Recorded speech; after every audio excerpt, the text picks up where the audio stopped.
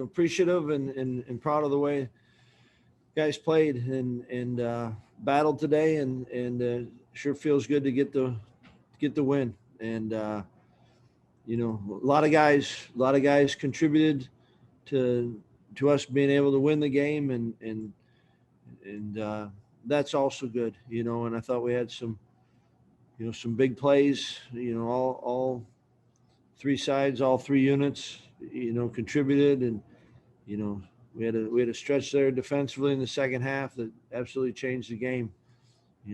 4 picks, a 4th down stop.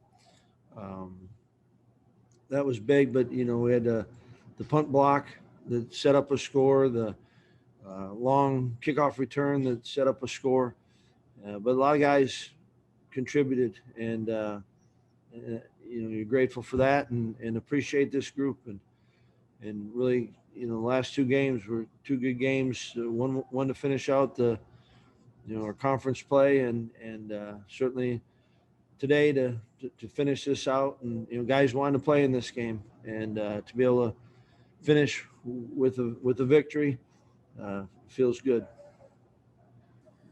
We'll start with Jeff Patrikas.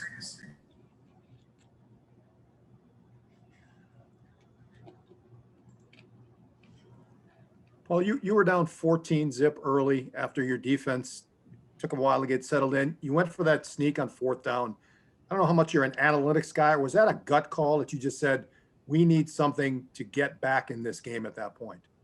Yeah. And felt like we, had a good chance of getting it. Obviously, there's risk involved with it. But yeah, it was, felt like if we're going to win the game, you had to be able to make some plays. And that was one that fortunately we did make the 1st down. We'll go over to Jim Paulzine. Well, you guys have been a little bit up and down in the red zone this year, but today you scored every time you were there. What do you think of your execution in that area?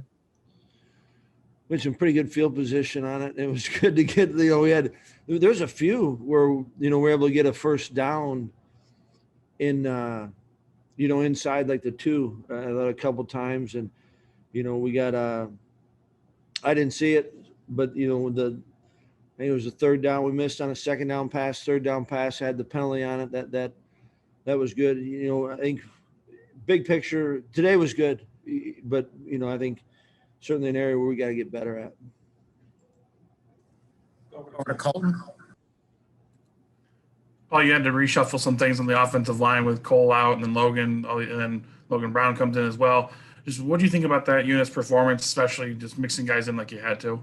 Yeah, I thought, it was an opportunity for, Furt to get his first start, and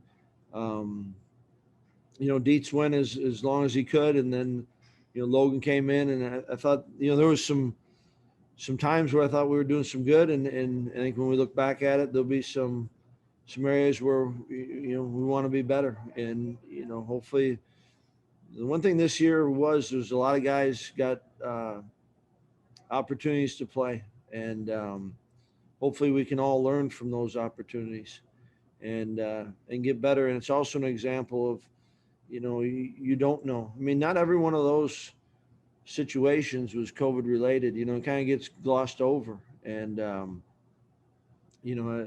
there's a lot that, I'm proud of what guys, how they approached this year and went through. But there's also a lot of lessons that will certainly apply to next season and every season that they're playing and we're coaching. And, we've got to learn from the things that we did well and obviously clean up things that we didn't do as well on, because, not everything was, certainly it was a unique, strange year, but not everything is the things that we got to clean up. Not all are COVID related.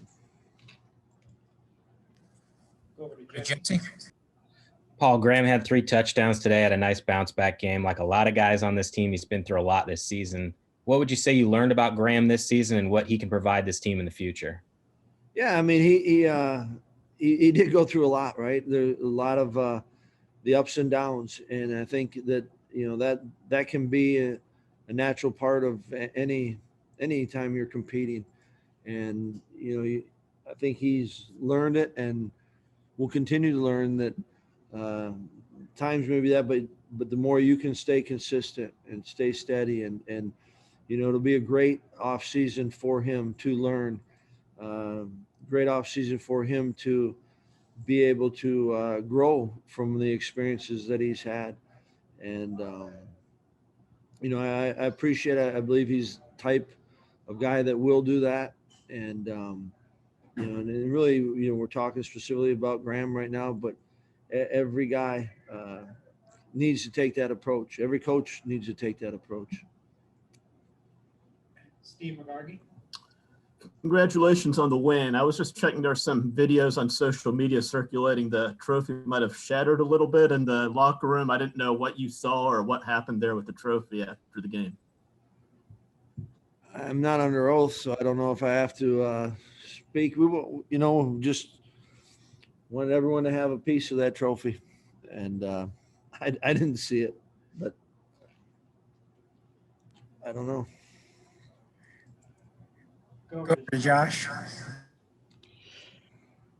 Paul, there were a couple games this year where the defense kind of handed the offense opportunities that you guys weren't able to capitalize on. Do you think that this was one of the better examples of complementary football that the team played this year?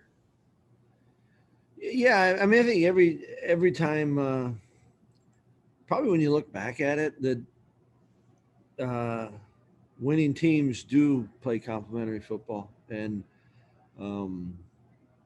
when you don't,